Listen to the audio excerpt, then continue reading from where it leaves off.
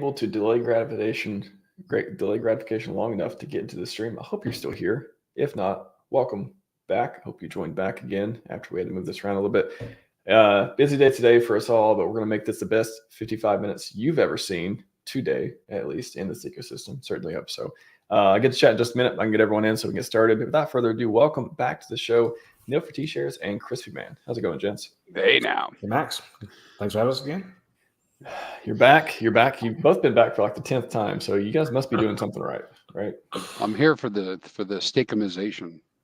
I'm here for the T-shirts. I'm here for the Tetra Labs. I'm here for the fire. Everything on fire. That's right.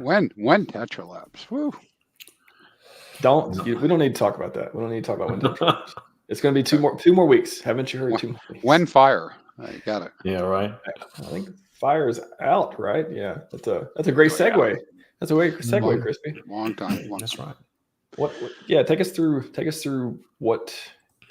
Yeah, I mean the solid index in general. Like what is that? How did fire come about? What is, and we'll get into like LP plays and management stuff like that too. But kind of give us an introduction to that, so we'll set the stage. Yeah, sure. I mean, before we, so let me explain it this way. This is my understanding. This is how I view things. There are people in the world that believe in giving back and believe in an abundance mentality. And, the person behind Solidex believes that. That's how he lives his life. He did very well in many different aspects of his life, including with Hex, being an original. And, I don't have to say much about the fire wheel. Everybody's watching what the heck's going on with different things. I mean, you can see that he's built a very nice bag of different assets, top earner on Inc., et cetera.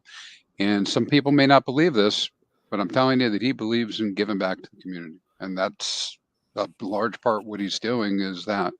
And so he selected, I didn't know him, and he selected a number of people that he wanted to begin building with based on how we've been operating. And now I know Randy got me my start, Randy from Nope. No Permissions got me my start with the website and streaming and all that stuff. Right, that's where I started.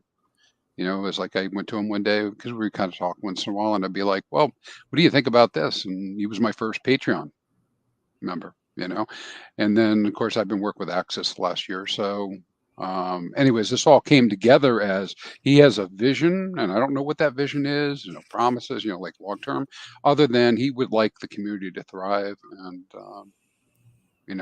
and build back into the community. And that includes Hex, because Hex is still like the main topic that we're always talking about. Whether you're listening to me or Access or Randy, of course, there's other things going on, right?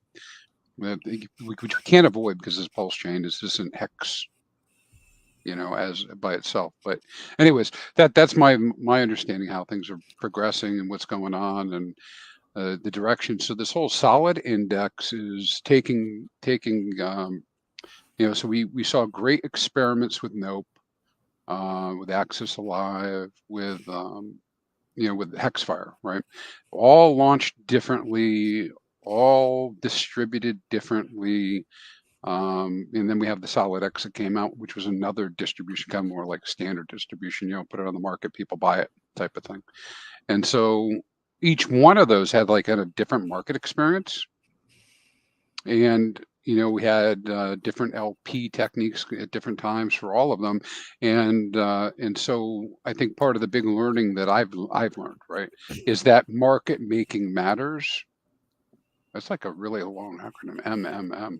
Anyways, market making does matter, and so maybe it's taking a page out of somebody else's book. And in the Atropa system or some of these other things, but what if you're able to bring those together in like some sort of collaborative effort that pushes a group of tokens together in the direction that you want them to go, so I guess that's where I'd leave it. And yeah, I mean, we'll get into tokenomics here in a minute too, but so Neil, just in general with LP and it being so powerful and becoming a topic that everyone is just like, they don't understand. It's either, I feel like everyone either fits in the category of they don't understand it at all. They understand one particular thing they saw worked really well, and that is LP. And then there's the whole fleshed out system of here's LP, here's the different possibilities. Things are kind of endless, the different combinations you can do, different ways it can affect markets, different management positions. Stuff like that. What in general is like I don't know, what are some of the like secret sauce type of things with LP, and why is it so powerful in markets? Well, I mean, LP is like the oil that makes the whole engine work, right? Without it, if nobody provides liquidity, there's no place to buy and sell. And so the people who want to make the markets and really control the price, or at least have influence over the price, they are the ones who are setting the LP. And tools like V3 liquidity are ways people do this in with moving prices up in certain ranges.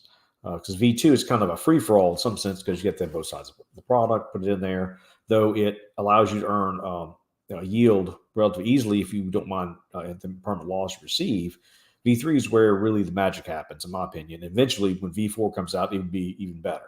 So these are things that we're looking at, like in the future, as I look at the market and stuff that's happening, the technology developing, that I think LP is where you'll see a lot more emphasis on it as protocols develop, different means of revenue generation, stuff like that, because I think that's going to be the future of blockchain and how we interact as those who like to trade and provide liquidity and come up with projects and found and create new things. That's where we're going to end up. Yeah, it's been one of those concepts that, I mean, especially since DeFi, I mean, this community in general is just so into DeFi and so immersed. And there's a lot of, and you go on the general streaming, you go watch some of the influencers on general streaming stuff that, they don't use X Screener. They use CoinMarketCap. They use just the run of the mill, like, hey, the price went up in this way. And that's, half the issue of getting people an idea of, the newer hex charts and what PulseChain's about and stuff like that too. But just the fact that you can launch a token now, in DeFi, launch a token, go on 9inch, you can go anywhere, launch a token, set up liquidity, even set portions of it up to be staked, and have something in 30 seconds or a minute that, certain supply goes here or there, and be able to add positions and stuff behind it. Almost working, and again, we'll get into this a little bit deeper with, I want to say like working towards a common goal, like how I really want to get the mechanics of that too. But just the fact that we can even do it these days, and that, yeah, it can be this 1 in a million thing. There's a million meme coins out there. There's a million random stuff that gets launched, and some are experiments and some are, have communities and otherwise. But like, I want to relate that back to like this fair shot. I love the PulseChain in general. It gives you this fair shot at doing whatever it is you want to do on a network where you can afford to do it, in a place where there's communities you can build around it. And, no matter what the product is, like if there's a way to make money, or a way to like create value, or maintain or put out your values and stuff, this is like the place to do it, like the new place to do it these days, which is pretty cool. I don't think everyone, like, if you zoom out, that is like a really cool thing to hone in on too. So I want to preface that, but also before we get into the management portion too, give everyone an overview of some of the tokenomics. I want to go through this. I was like, man, I'll probably go through this with GIF and Kool-Aid sometime too, to riff on a bit. But you two been around a bit, have seen a bunch of different tokens, different ways they work. So I want to give people just a idea of what, in general, when you're looking at coins, when you're looking at tokens, when you hear of some new project, what does it mean? What are they actually doing? And what does that stuff mean? Everyone's heard of staking, mining, that sort of thing. Hex, you can stake PulseChain with validators, all that stuff. You can mint stables from borrowing lending platforms and all that stuff too. Deflationary coins, disinflationary coins, tax tokens, reflections. We'll start with, whoever wants to jump in first. Like, what are some of the interesting tokenomics or games to play on PulseChain in general, just to give people an idea of like, how do you actually analyze some of these projects when you come across them? Well, I think one thing you have to ascertain is and understand is what is yield and where does it come from. There's two types of yield in cryptocurrency. You got real yield that people pay you to use a service, and that yield is then distributed to a token holder or whatever, airdrops, or however it's distributed, because people are actually paying you or the protocol for the service, like a swap fee or so such as that, and it's distributed, say, a token holder. Versus inflationary yield, which is like Hex, or other things that inflate or mint tokens, and you give it out on a regular basis through whatever mechanism, staking or whatnot. So it's not that it's not yield; it's just a different type of yield.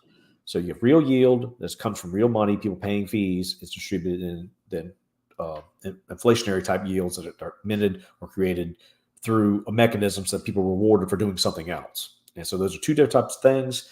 And once you have that understanding, then the rest is like, all right, what plays do you need? What do you need to understand about the plays and options are out there to really benefit from both types of yield in the system?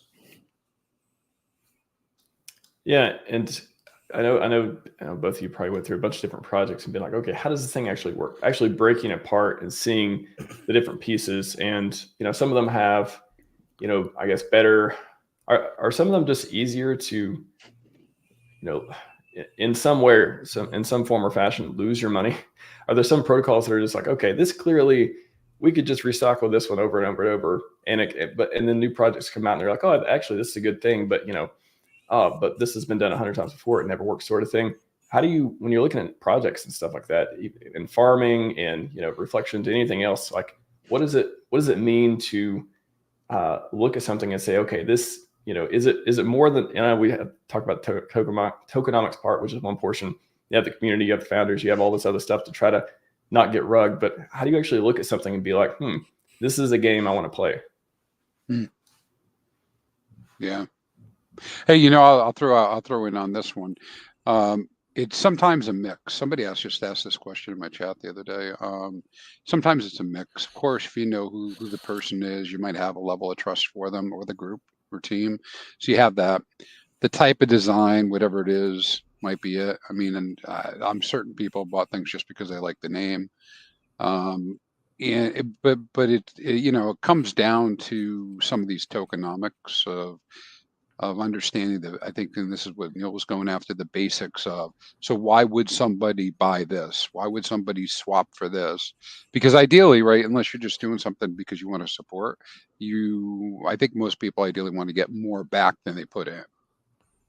And so people are looking for that kind of opportunity. And I'm not much of a trader, right? So it's really difficult for me to even get off the dime and be like, this new thing came and I plan to get in today, and then tomorrow, if it goes way up, I'm going to drop it. It's kind of, but I realize a lot of people do that too. So it comes down to what you're interested in.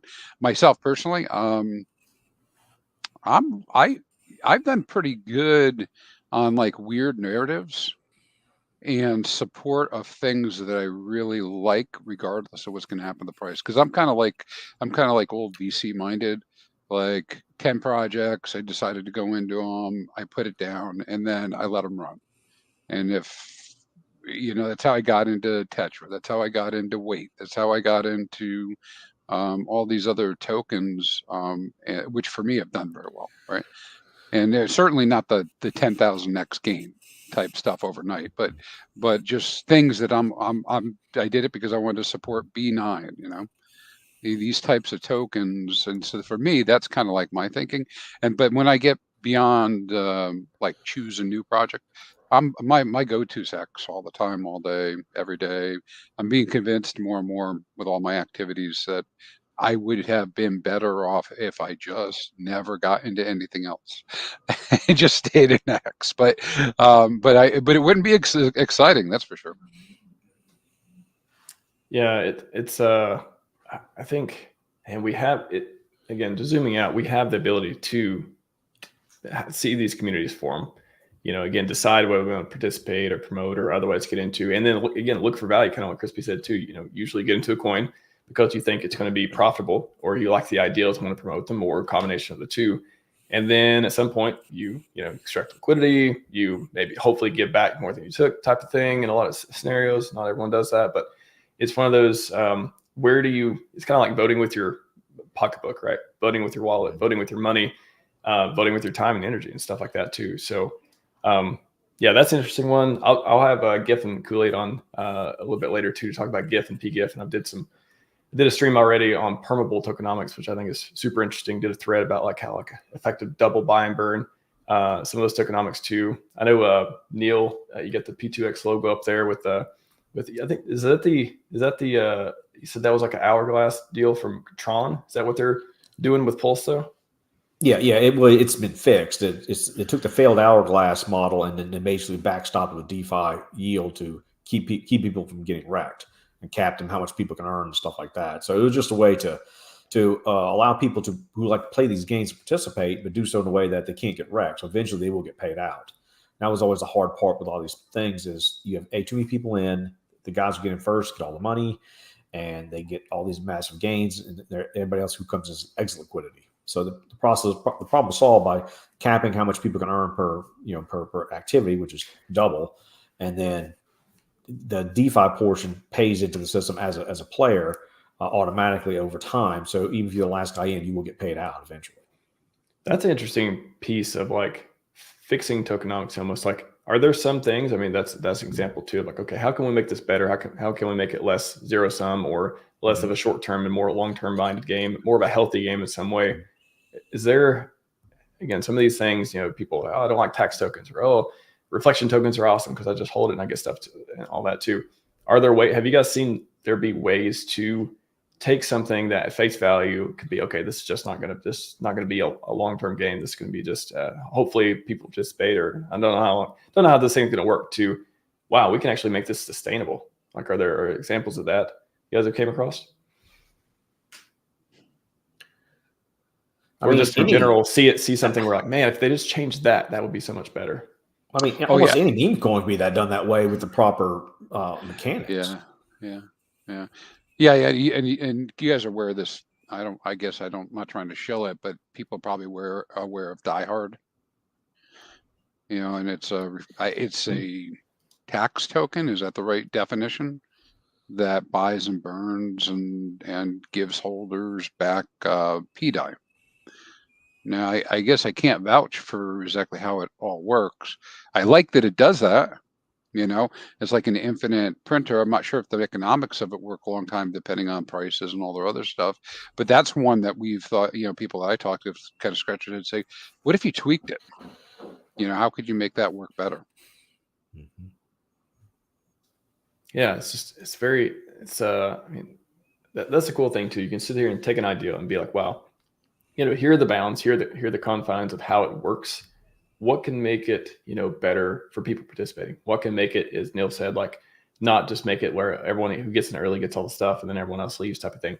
How can you distribute it where it's attractive enough for people to come in and participate, but then, it doesn't just, only reward the top 1%, everyone else like get wrecked by default? Like make it, coming to mind is like the default alive type stuff that I've heard been popularized before too. I think Richard talked about it, maybe Jake as well, but that sort of thing of like, but putting that into tokenomics where there's always a reason to participate and it's harder to get wrecked, I guess, is usually the goal. Well, the whole concept is you got to close the loop on the tokenomics, so where you don't have nothing goes to zero. So whatever that mechanism is, which will vary based upon the smart contracts, that's the whole point. I mean, if you close a loop and give value back to the people and don't have something that dumps forever, you solve the problem. Now, doing that is, it's smart contract specific, but that's the goal, and that's the only way to make anything sustainable long term. Yeah, well, it's a lot of people ignore this when I say it, or just get pissed off. But this whole taking a page out of Richard's book, when we're talking about crypto in the past and maybe currently, so much of what we do is just gambling. In that, if I get in sooner, I get a better price. I play chicken with you guys. Neil went to sleep and we both cashed out, right? And then he comes back and he plays a different game next time, right? And it kind of goes on and on and on. But I do think that we're beginning to diverge from that, at least the people that I work with and see. And so one of the things I've said to Matty Holland a bunch of times is, what's the true value of crypto as a community?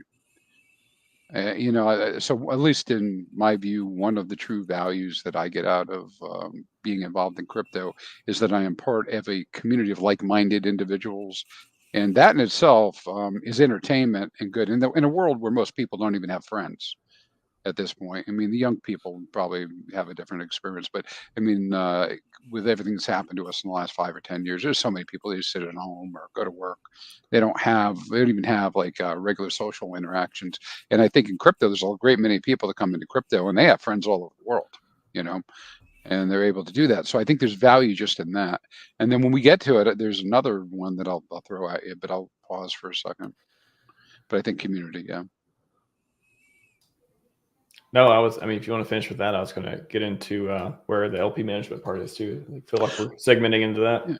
Well, sure. And there's and this maybe ties into it. So, okay, I'm in crypto.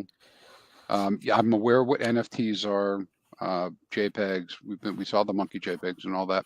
But this whole 404 initiative really caught my attention. It actually ties in nicely with the LP because there is a project on PulseChain called 404 Monsters or 404 Mon.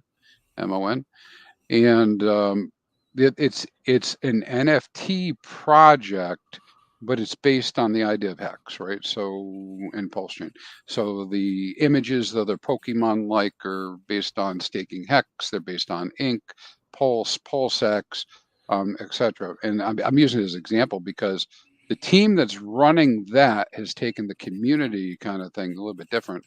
They're running a game, if you want to call it that, again, a game tokenomics with this, where it's all about the story. It's all about telling the story about these NFTs and where they go and what's going to happen with them and how they evolve over time. But because it's a 404, it's also backed by LP.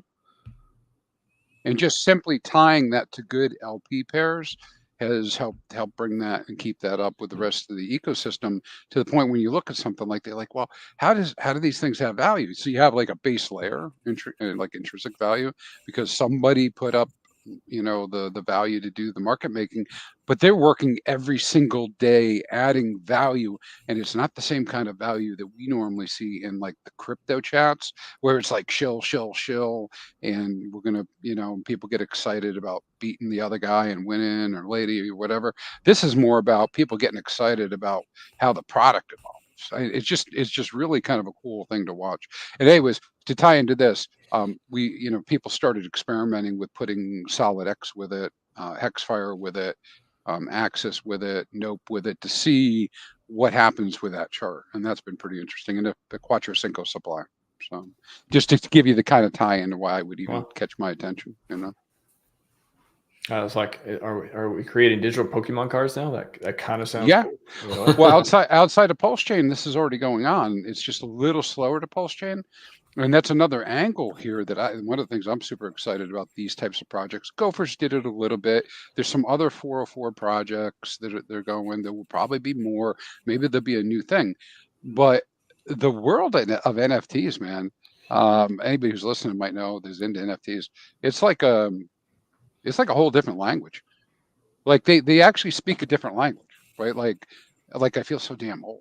Like I don't understand. Like I gotta learn the new vocabulary because I'm not 20 years old and I don't get the slang, you know. Anyways, Christy, but art is a different language. That's true. That's very deep. There is even that, and they have that. But what I was going to say is this has the opportunity for PulseChain. These types of things have the opportunity to really draw eyes in from other chains as well, because you see things, what happens when somebody sees the first million X NFT set? You ever hear of that before? I never heard of that. I heard about of course, called Great Apes, but the apes, but Golden Ape Yacht Club and all that stuff, or but have you ever heard of ones that you can actually sell 3 years later because there's actually a market behind it? I don't know. Yeah, if PulseChain is the first one that has that, you know. And anyways, no, I've never been that interested in NFTs, but I think ever since 404 concept came around, I'm like, man, that's something that's always been the thing to get over with NFTs with me. It's like, okay, well, I'm just supposed to buy it and then wait a while and then hopefully it goes up. And then what if it does? Like if you put LP with JPEGs and stuff, that sounds much more interesting. So I'm not saying I'm very interested, but it sounds much more interesting than otherwise. Yeah, if you get a chance, you go. I'll send you the link later. You go look at the chart because you'll see that it's using liquidity as a base, and then what's happening is the NFT collectors, and mind you, they're collectors, which is another thing that's very sticky, are doing the trading on top of that, and the NFTs themselves may sell at premiums to whatever the base token price is. That's quite interesting. Yeah.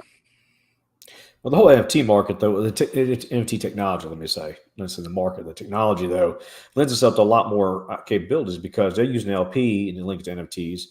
What happens when you have a Tetra strategy? You can put an NFT. Now it's earning yield through whatever mechanisms you decide. Now it's an NFT. I don't care what it looks like. And just the point is, the technology is there that you now have a portable money printer that you can trade around that would earn yield in whatever way it earns yield through DeFi.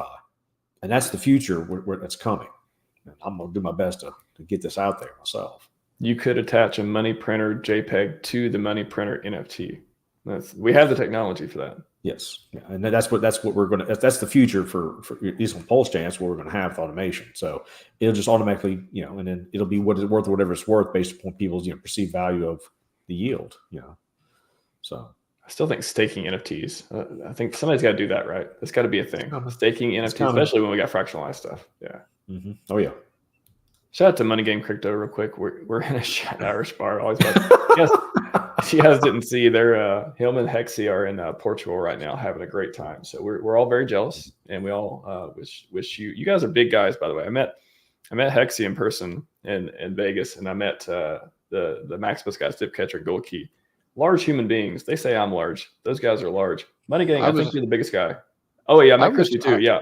I was looking up to you, man. I was looking up to you. I was like, man, dude, I've Hexy told me, he's like, oh, you saw see Money Gang. He's like a big guy. And I'm like, oh, okay. Well. And then they did the video today. I'm like, oh my gosh, you guys are like, I'm glad he's on our team. Like big people club, big strong people, big brains, all that stuff too.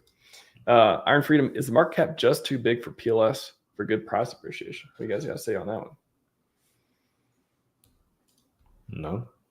I mean, market cap's just a metric that's through some multiplication. It has nothing to do with value and money coming in and all that stuff. That has nothing to do with that.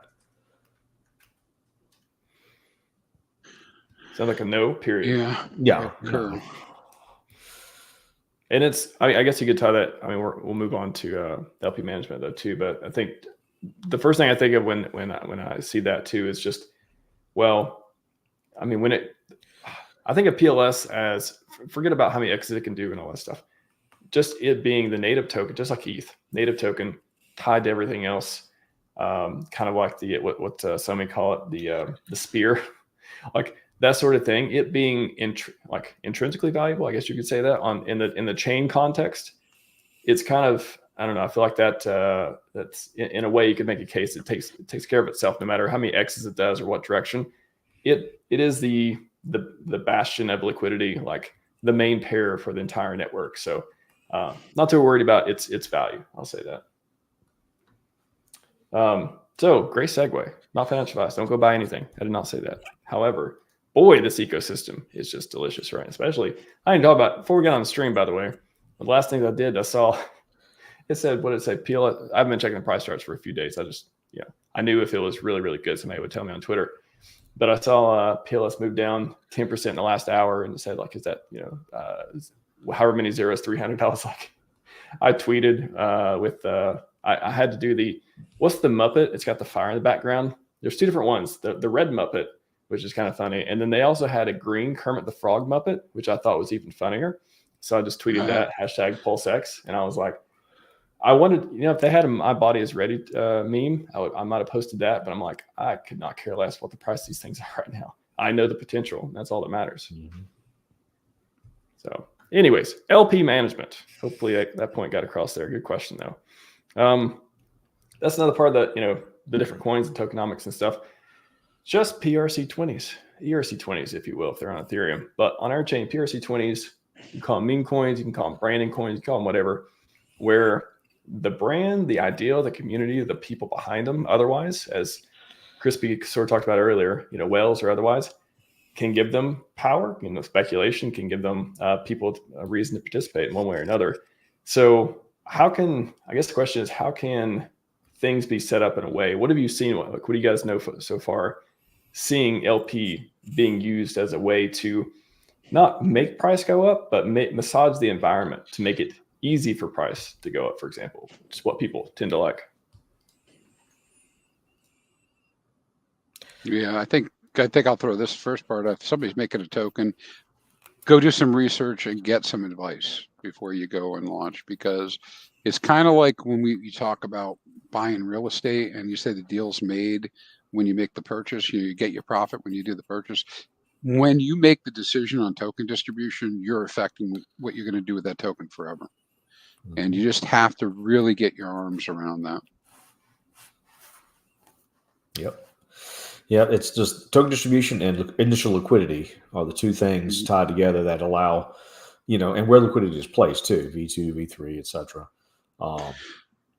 People have to have a reason to go after it, Neil, right? And then that's why I saw a couple of people talk to me, and this is pretty common. I thought the same thing too when it started. Well, they're like, well, what are you doing with this token? I'm putting it out there. What are you doing with liquidity? Well, we're just going to let the market decide, sort of thing. But that probably means it's going to zero. Probably. If that's the approach in the prep, it's probably going to zero. Yeah, you gotta have a plan. You have to have a plan for what it is. And again, I can't stress community enough in that if you're not interested in showing stuff, then it's probably not a good thing to go do, because you're gonna have to convince people through some way, whether it's green candles or another way, that this is a good idea. Oh, exactly. I mean, think about it. Every coin's a meme coin, unless it's a stable coin or has utility or gas coin. That's it. Everything else is a meme coin in reality. So it just, why, exactly it. Build a community, get people to be interested in buying whatever it is, design a good tokenomic, initial liquidity on launch, and a good plan for the liquidity you will have later on. And then the price should do pretty well if you get enough people behind it. That's just, basic math. And for I guess we could give examples such as in the Solid Index and with Crispy's fire and stuff too. Steve D Firecorn is on fire. Why is it on fire, Crispy? Why is it on fire? What gives it flames? Yeah, well, I think with in the case of the Hexfire token, it did start out as kind of an experiment. I think I might even told you one time when we were on stream. I didn't intend to build a token, so I did exactly everything I just said I shouldn't do. I did. Had no plan. Funding Jim made a bunch of tokens. I was like, well, I want a token. I could push a button, so I went and pushed the button. I didn't really think about the amounts or anything other than I like 369. So there's 369 billion. So then I've been learning ever since, and it's been quite a learning experience. Everything from putting too much in the market. I mean, at one point, I think the 50% of the tokens were in the market. Bad idea in some ways, unless you got a handle on it, right? Because what ended up happening there is, it was young token, and then all of a sudden, people own more of the token than you could really do anything with, right? And then, anyways, those types of things. So over time, though, one of the lucky things I did is, I say lucky, but I was working with Axis at the time, and Axis had put his token up, so I just went just did like a mega LP with Axis directly. And so essentially what was happening from the beginning, you see it on the chart really well, is that everything Axis did, its little follow along Hexfire did, just kind of followed along, almost to the exact percentage when the LP was thick enough, which is this. So even though we talk about it, it's like, it was like different to watch it happen. Like we say that things go up and down together when they're linked with liquidity like this, but it's another thing to really see it happen. I don't know if everybody listens probably thinks I sound nuts, but and then during that period we started messing around with liquidity too. I did anyways, but no, I was gonna say, take us through it. Like what does liquidity management mean in that case? You said you were kind of doing what Axis was doing with the coins and stuff too, but what does it mean to massage things in a way where it's like, okay, this is optimal market conditions? Like, what does it mean to do that? Yeah. I don't know if I have the best answers for you. I'll tell you my thinking. So first off, I was shocked people bought it. Right. And then because people bought it, I felt a responsibility to support it. And then that started getting me into like understanding more questions about, well, if you do have a token and, you know, and it's out there, so what is a market maker supposed to do? And so now this gets into touchy territory. People get really bent out of shape ethically and morally over this part of the discussion. But is a market maker there to give money away, to give value away? Maybe. Do they take a big risk? Yeah. But you know, we get all these calls for people like, you should put all their money up, all your value up, and you know, for the token and provide liquidity. Well, crypto kind of shows you that people just take the liquidity away. Mm-hmm. Right? So they just take it away. And so one of the first lessons I said, oh, that's why that other project looks like a rug pull. They just ran out of money, man. You know, they thought they were gonna provide LP and things were gonna be good, but then people just arbed the hell out of it down until all that value was gone, and then they moved on to something else. And then the guy pulls the LP, and it looks like it went down because they finally just gave up. And they're like, I can't do this anymore. I mean, how much money are you gonna lose? You know, and they get out. So start bringing up questions about, so if you are a responsible market maker, when do you buy? Do you not buy? Do you sell? Do you swap? Do you provide liquidity? If you're just going the liquidity route, we can actually go back to Ethereum to see this. What do successful market makers do in order to support their projects? You know, what do they do at the top? What do they do at the bottom? Because it's really a thing.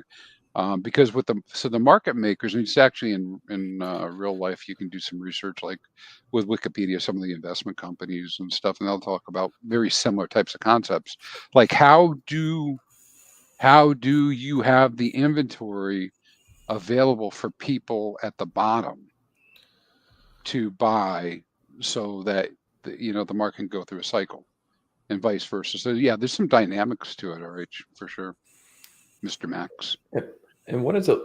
That's what I'm just thinking. I'm trying to visualize this and give people an idea of like the different projects in general. I guess we zoom out for a moment too. So you start a coin, have a platform, whatever it is. Let's say you skip all the stuff. You either build a bunch of stuff if you need to or not. It's already done. It's launched. You have liquidity, or you don't. I mean, some projects launch. Like I guess that's the first key. Is like, okay, do you want the community to provide liquidity, or do you want the founder, or do you want who's going to be the market makers? And buying a token is one thing people buy, and then at a certain point, if it goes up a lot, okay, maybe they want to take profit, right? They want to extract some percentage, and it's almost like with the LP management, it's kind of pushing, it's saying, okay, maybe there's enough. I don't know. There's a bunch of factors in this, but it's one of the places where somebody has to decide, either the community, the people interested in the project, the founder, whoever it is. Yeah, do you want? When you say lose money, it's kind of like, it's almost think of it as like an impermanent loss thing, right? You're kind of talking in those terms of, okay, I guess sometimes, I mean, oh yeah. I mean, sometimes you can, everything goes to one side. Yeah, you can lose that position. You can be on the other side of the coin, but then it's like, I guess you get into the trading territory and stuff too. I guess I'm trying to bring out like some of the different aspects of when even having a project and getting it, getting the liquidity into a place where it is ideal. There are a lot of factors that go into that of who to provide it, where the community wants to step in and do it. Should there be all one coin and just a little bit of pulse, or I don't know, how does that starting off, is there different things you think about when you're first putting it out there versus later on to make it, not be just a short-term game? Just some thoughts out there for that, just to riff on. Well, let's say you're a large player, okay, in a project, whatever project is, and you know that you are making the next top when you purchase, because you're at wherever point you're in, even unless it's like a pre-sale. Excluding that, you just buy, you believe in a project, you're going to participate. You're a large player. You know that you can't extract all your value out. The price goes up because there's a slippage. So your only option is to use something like V3 liquidity to exit out over time. But if you just hold and just take small bits of your liquidity and exit in response, and use it as both sell walls and buy support, you can then help manage the chart because you have hold enough supply to keep the price from just going all the way to zero or shooting through the moon, right? And you can kind of help manage that, and you can then responsibly take some profits from your investment. And in all the things we're talking about, no matter how much good DeFi is and all the mechanics of all the different options, it takes traders to make these things work. Without traders, people pushing the price moving around, nothing would move. It all sits stagnant. So we all provide liquidity. It wouldn't work. So you got to have somebody actively buying and selling in open markets to push the price in whatever way. And so the narratives of the communities move the price based upon FUD or whatever, or excitement, new developments and stuff like that. And so large holders then can take positions, because if you go to Solidex right now, you go to V3 on a 9mm, you can see there's a buy wall and a sell wall, and there's a range between them. Now, I don't know who owns these tokens. I just know you can look at that and see it's evident in the chart, and the price is bouncing between those 2 points right now because there's not enough buyers or sellers in any given time to push past them. Yeah. That's what happens. Now, I don't know who owns that liquidity, but they want the price to go up. They got to get rid of that sell wall to go past it. That's the only way it's going to go up past that point. Same way the reverse. You want the price to drop, you get pull out of support. And that's just how liquidity works when you use especially V3 as a mechanism. Yeah, 100%. And actually, I'm not aware of the walls you're talking about either. I had to go look at them and see, but it makes perfect sense because you see this on all the different tokens. And the thing is, it's not necessarily the primary person who created the token that creates the wall, because if something's really ripping to the upside and somebody has a large bag and they want to get out, they'll go drop a wall there, drop in the LP in order to grab that economic energy. Now, sometimes they kill the momentum when they do that because they go too far with it. And you just shut something down and turn it the other way. But I was just thinking as you're talking, like as a market maker, so if you're a market maker for a token, just assume you feel the responsibility for the token. Not everybody does, right? But if you are, right, and you're like looking at it, your customers are the holders and the traders, right? For the most part, those are the customers, right? You're trying to service, and might be sounding a little silly, but so what's the service you're trying to provide? Well, for the token holders, price go up over time, right? For the traders, volatility. Exactly. Because there are droves of people that are they're purely here for that. That's what they're here for. Just like you guys said, they're here to do the trading. And if they can't trade a token, why would they begin it? Right. And I know it goes against the things I think about for Hex for sure. But I mean, it's the fact that's what people are doing with Hex now. And so then the question becomes, well, when you're doing the market making, when's the best time to put a lot more of your liquidity out there, meaning your tokens for people to take off the market? Well, when price is high, you get paid in whatever the other thing is. And when's the best time to pull it off the market? When prices are low. And when you pull the prices, and kind of like Neil's saying, we get to the next peak, and people say, well, we'll never get to one. We're going to get to one. All of a sudden, you're going to see liquidity disappear. Why are you going to see liquidity disappear? Because what's going to happen is if that liquidity disappears, those prices will be very volatile to the downside. And if you're a market maker, you can step in and protect the price later if you preserve your capital now. And people call that all sorts of different names, but that's really the name of the game. Is you want a market maker to come in and support the price at some level and protect it. And you can look at Hex, case in point.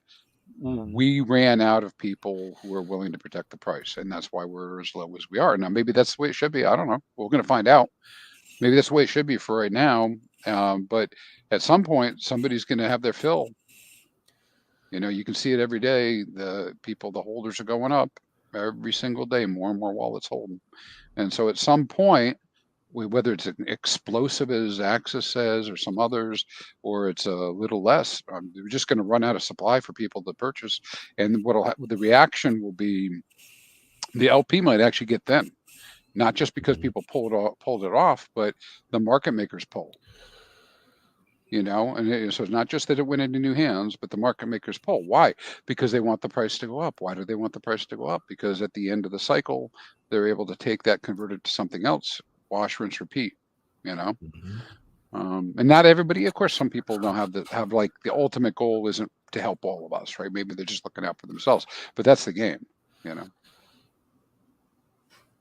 Is that becoming more, just going back to the point of just you know, the liquidity and kind of the positions and again market makers and stuff there too? Very, very good points. Very interesting talking about, you know, when it gets pulled, when the price go up and down, and how it gets shifted around. Like, I hope everyone like heard that and understood that piece. It's very, very critical.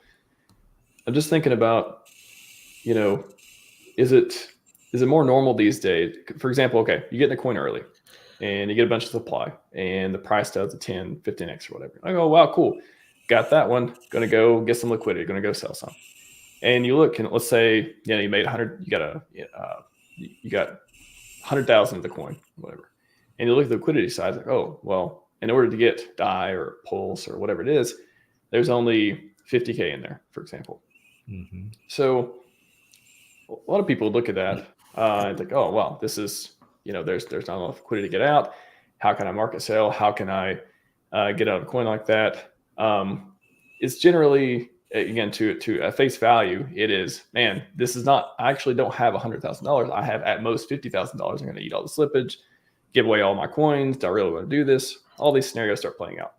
So do we need to sort of come to this, you know, I don't know, the normalization or the just advanced user thing, or just the other aha thing is like, okay, some coins, there's going to be some projects where you just, first of all, you just don't want to, there's just not enough, there's never going to be enough liquidity to just market sell $1 million worth of it or something like that.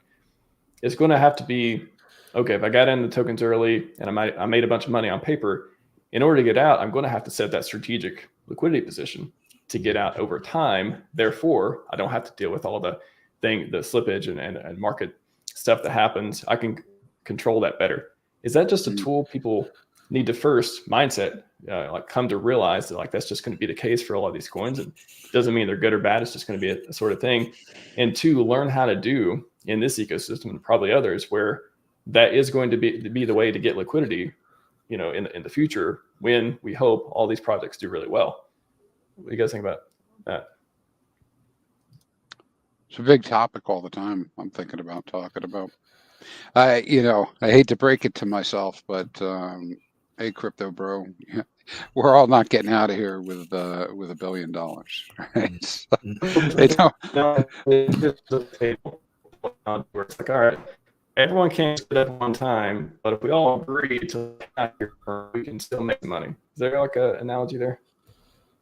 Yeah, I mean, I think so. You broke up a little bit. I don't know if it was me. I thought it was my computer, but Oh, it's me. It's me. But I got your gesture. We're all not getting out of here with a full bag. You can really see this illustrated. You go back and look at the ETH and the BTC holders. All right. Yes, if they held this all this long, 15 years, they're super wealthy now. You know. Yeah, and the BTC holders, you know, there's enough liquidity for them to dump 10, 20 Bitcoin, not really affect the price massively, right? And so, but for us, with the lack of liquidity, I mean, you know, what we have, it's our TVL on PulseChain.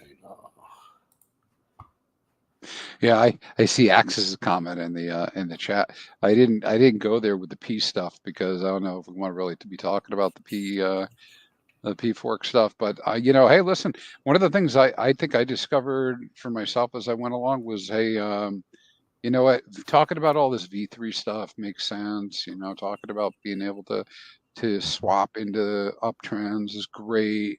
You know, limit orders is great. V2 is even great, but man, there's so much time and effort involved. That's why I'm waiting for Tetra, by the way, but there's so much time and effort involved with actually, you know, making those things happen.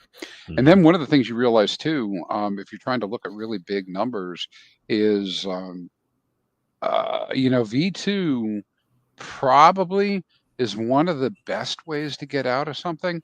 However, you have to have both sides. Yeah. Right. And so guys, if you're out there saying, hey, I got a warning for you. You think you're going to pull $1 million out with V2, you probably need 10 million in the first place. Right. So it creates this ever kind of growing thing that is not a overnight thing. I mean, sure, pinpoint people sell and get out. Right. Of course, we've seen that. But if you're looking to be in this multi-cycle, it really is a long game. V2 play would have to be a slow DCA out as the price ran up to get the other side. So then when you're ready, you provide liquidity. Now, as it goes on up, you can then slowly exit out. But that's some forward thinking somebody has to have to play that game. Well, yeah, and if you take it a step further, Neil, right? I was talking about this in my chat. That you over collateralize it. That's kind of where I'm coming from. So, so if you want to get out with V2 faster, you just need more V2. But that means you got to have both sides, and that's kind of the little bit of the point Axis was getting at with the liquidity. Now he didn't mean that exactly, but it's my take on it.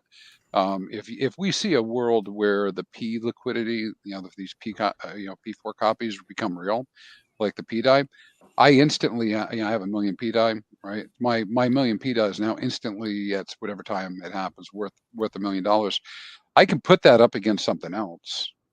It's effectively saying, I would be able to get out right now. I guess I take a step back and forget P die. If I had $1 million, which is worth a die, which I don't, but if I did, I would be very confident that I could use that with V2 to get out of other positions, because I could pair it up and I could take advantage of the market as it moves in kind of a quick fashion, and by over collateralizing what I'm trying to get out.